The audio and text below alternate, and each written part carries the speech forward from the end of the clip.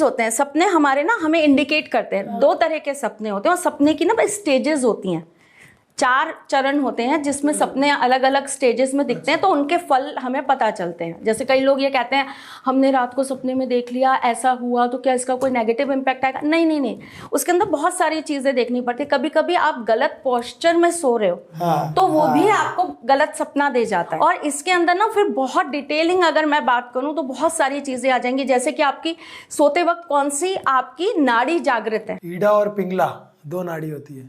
अगर आप उसके ऑपोजिट आपने अपना डायरेक्शन बना लिया सोने का, तो आपको फिर गंदे सपने ही आएंगे, आपको फल देती रहेंगे। हर इंसान की अपनी अलग अलग एनर्जीज है ना मैम। ना कुछ लोग कहते हैं कि आपके पितृ नाराज हैं, पूजा करवाओ।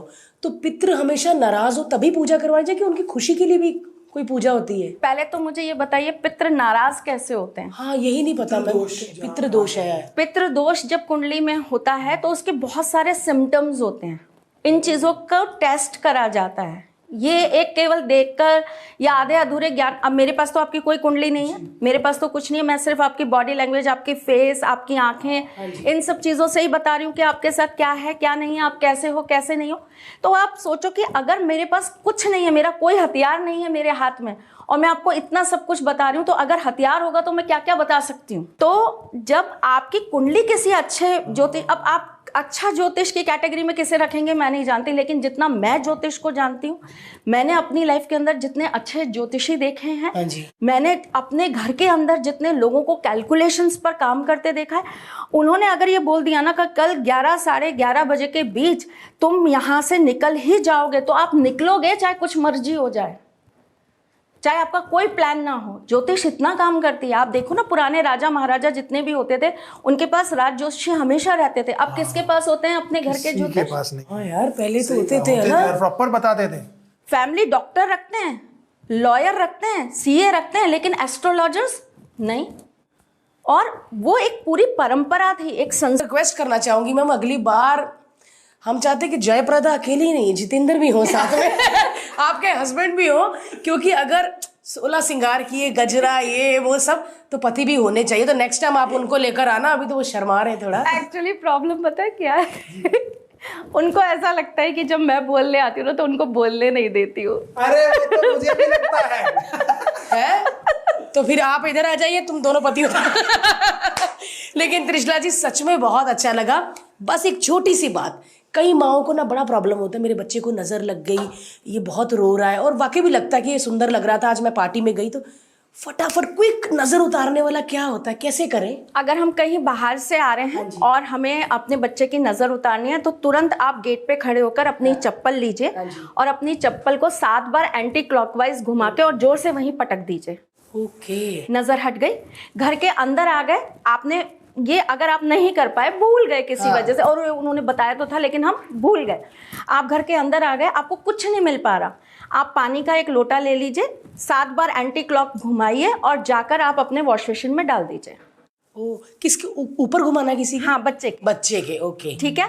बाकी हमारे पास बहुत सारे तरीके होते हैं, जैसे कि मम्मियाँ करती हैं वो बत्ती वाला, एक तो वही होता है। नमक भी कर सकते हैं? नमक, राई, काली वाली राई, और जो लाल मिर्च होती है डंठल वाली, वो तीनों एक साथ मिला के वो भी 7 बार घुमा के उसको ले जाके बाहर जला दीजिए। ठीक है। एक बहुत आसान तरीका होता है जो तो आपको, मेरे ख्याल से आपको नहीं, हर माँ को करते ही रहना चाहिए, महीने में कभी एक बार, 3 महीने में एक बार। एक छोटा सा कद्दू आधा काट लीजिए और अंदर से उसको अच्छे से क्लीन कर लीजिए, बीज बीज सब हटा दीजिए, उसके अंदर कपूर रख दीजिए अच्छे से, है ना। और उसके बाद बच्चे के ऊपर से 7 बार घुमाइए और उसे बाहर ले जाकर उस कपूर को जला दीजिए। अच्छा, ये जितनी भी रेमेडीज मैं आपको बता रही हूँ ना, ये सीधी क्या है, स्वाहा होती हैं, सीधी ये जो है मिल जाती हैं आपकी नेचर के साथ। ये कभी भी किसी दूसरे पर ट्रांसफर नहीं होती, वरना तो बहुत सारे ऐसे तरीके होते हैं जिससे आप नज़र तो उतारेंगे लेकिन वो किसी ना किसी को प्रभावित कर जाएगी। हमें अपने बच्चे के हाथ से 7 तरह के अनाज ज़रूर दान कराने चाहिए, चाहे आप उनकी बर्थडे कर लीजिए कि हम हर सतनाजा बोलते हैं, सतनाजा, है ना। और एक चीज़ और जो अब परंपरा बिल्कुल ख़त्म हो गई, क्योंकि हम तो केक कटवाने लग गए।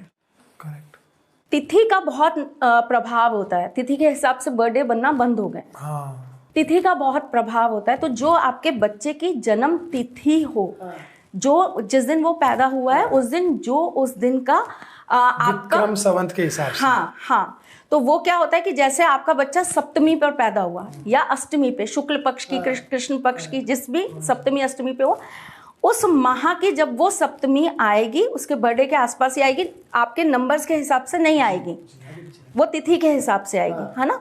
उस दिन आप अपने बच्चे को या तो मंदिर का फेरा लगवा के लाओ, या उसके नाम से रुद्राभिषेक कराओ, या आप जिस भी भगवान को, जैसे हम ठाकुर जी को मानते हैं तो हम तो मधुराष्टकम करा देते हैं उनका अभिषेक करा के।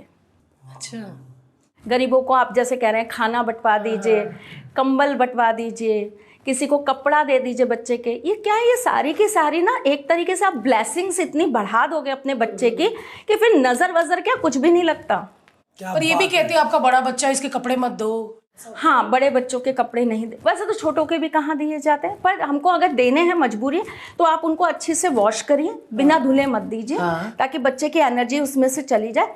और उसके अंदर थोड़ा सा कपूर छिड़क दीजिए, ओके, या कपूर ऑयली डाल दीजिए धोते वक्त पानी के अंदर, और उसके ऊपर हल्का सा गंगा जल छिड़क के फिर आप दे दीजिए। हाँ, क्योंकि